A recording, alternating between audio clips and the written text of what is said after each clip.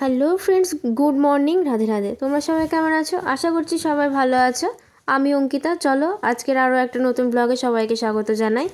দেখো আজকে কিন্তু আমাদের গাছের এই সুন্দর সূর্যমুখী ফুলের মতো যে ফুলগুলো, আমি কিন্তু এগুলোকে সানফ্লাওয়ারই বলি। তো এই ফুলগুলো দিয়ে গোপসোনাকে কিন্তু মা সকালবেলা ভোগ দিয়ে দিয়েছে অলরেডি। আর এই যে দেখো আজকে কিন্তু এই কটাই ফুল পেয়েছি, বেশি কিন্তু ফুল পাইনি। আর এমনিতেও সিংহাসনে যেহেতু ফুল সাজানোই রয়েছে। আর দেখো কাজকর্ম কিন্তু মোটামুটি সব শেষেরই দিকে। এই যে সকালের বাইরের বিছানা টিছানা তোলা হয়ে গেছে। আর এই যে এইগুলো হলো কাঁঠালি কলা, যেটা তোমাদের গতকাল রাত্রেবেলা আমি বললাম। দেখো কি ছোট ছোট। আর দেখো যে মা কলাটা তুললো, এই র্যাকটা পড়ে গেল। অ্যাকচুয়ালি র্যাকটা খুব ছোট তো, আর কলার এতটা ওয়েট র্যাকটা নিতে পারছে না, ওই জন্য বারবার পড়ে যাচ্ছে। আর এমনিতে ওই ছোটো ছোটো র্যাকগুলো কিন্তু দেখতেও বেশ কিউট লাগে, অনেক জিনিস রাখাও হয়। আর এই যে আমার ঘরের অবস্থা, আমি তো ঘুম থেকে উঠেই পুরো পড়তে চলে গেছিলাম, টাইম পাইনি বিছানা তোলার, তাই মা তুলেছে, যেহেতু বাসি বিছানা রাখতে নেই। আর দেখো ক্যামেরাকে ধরেছে, আমার বোন ধরেছে মায়ের ক্যামেরা। ভাবতে পারছো আজকাল আমার বোনও কিন্তু ক্যামেরা ধরছে। অ্যাকচুয়ালি আমার বোন কিন্তু ক্যামেরার সামনে আসতে চায় না, লজ্জা পায়, কিন্তু ও দেখো আজকে মায়ের ক্যামেরা ধরে দিয়েছে। আর মায়ের কিন্তু এই ব্ল্যাঙ্কেট তোলা নিষেধ, কারণ মা যেহেতু অপারেশনের রোগী, সেলাই টান ফান লাগলে পারে অসুবিধা। কিন্তু কি করবে বলো, আমি বলি যে বাড়ি এসে তুলবো, তুলতে হবে না, কিন্তু বাসি বিছানা থাকতে নেই। ওই যে মায়ের একটা কথা, তুলেই ফেলি ওই জন্য।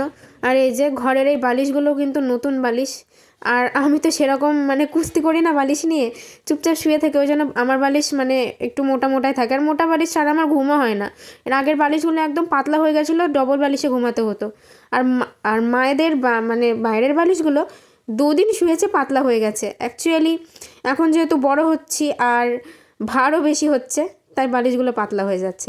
তো দেখো মা কিন্তু দেখতে দেখতে বিছানাটা মানে টান টান করে তুলে নিল, কারণ বিছানা টান টান না হলে দেখতেও ভালো লাগে না আর শুতেও ইচ্ছে করে না। তো এই যে হয়ে গেছে বিছানা তোলা।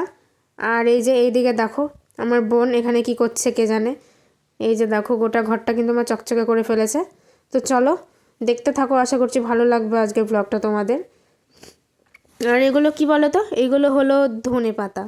মা কিন্তু আজকে ধনেপাতা নিয়েছে, কারণ আজকে ধনেপাতা বাটা করা হবে আর সেটা দিয়ে ভাত খাওয়া হবে। আর এই দিকে কিন্তু কড়াইয়ে রয়েছে বেগুন ভাজা, এখানে বেগুন ভাজা করা হয়েছে। আর এখানে করা হয়েছে পালং শাকের শীষ চচ্চড়ি। আর এই যে গরম গরম ভাত। এখন মা হচ্ছে বুনুকে বেগুন ভাজা আর হলুদ দিয়ে ভাত খাওয়াচ্ছে, কারণ আমার বুনু হলুদ দিয়ে ভাত খেতে খুব ভালোবাসে। আর হলুদ খেলে তো স্কিন ভালো থাকে।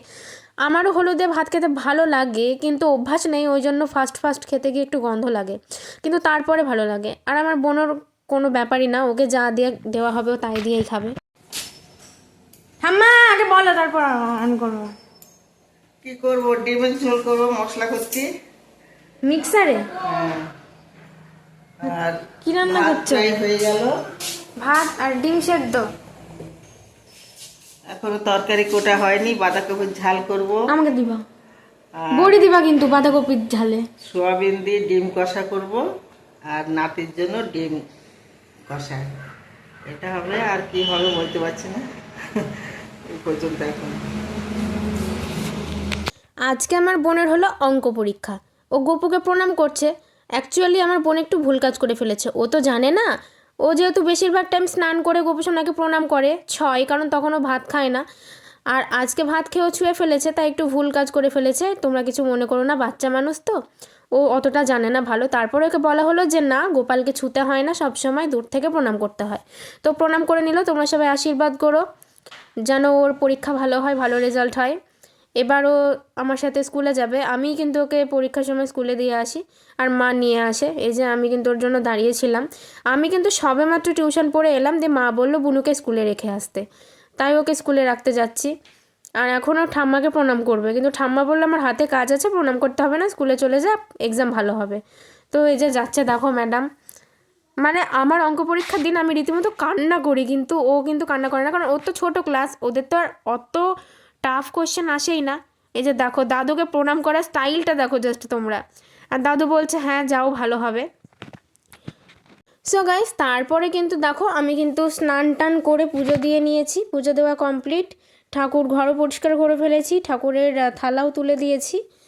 আর আমার গোপোষণাকে কিন্তু টুপি মোজা সোয়েটার সব পরিয়ে দিয়েছি, যেহেতু প্রচণ্ড ঠান্ডা পড়ছে। আর আজকে পুজো দিতে দিতে প্রায় 2:45 বেজে গেছিলো। তো গাইস, কেমন লাগলো আজকের ব্লগটা অবশ্যই কমেন্ট করে জানিও। ভালো লাগলে লাইক, শেয়ার, সাবস্ক্রাইব করে যেও। দেখা হচ্ছে কালকে নেক্সট ব্লগে। সবাই ভালো থেকো, সুস্থ থেকো, সাবধানে থেকো, নিজেদের টেক কেয়ার করো। টাটা।